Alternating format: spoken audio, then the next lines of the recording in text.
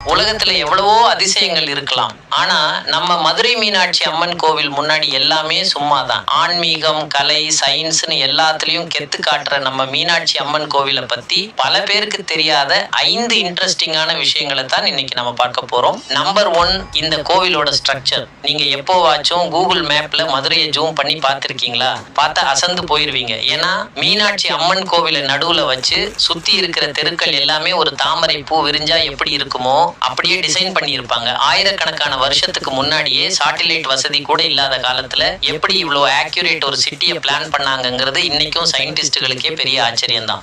இரண்டாவது விஷயம், மியூசிக் வரும் தூண்கள். பொதுவா கல்ல தட்டினா டக் டக்னு தானே சத்தம் வரும். ஆனா இங்க இருக்கிற சில தூண்களை நீங்க தட்டினா அதுல இருந்து சரிகமபதனின்னு 7 ஸ்வரங்களும் கேட்கும். எந்த எலக்ட்ரானிக்ஸ் கருவிகளும் இல்லாத காலத்துல வெறும் ஒளியையும் சுத்தியலையும் வச்சு கல்லுக்குள்ள இசையை எப்படி ஒளிச்சு வச்சாங்கன்னு நினைச்சாலே பிரமிப்பா இருக்குல்ல.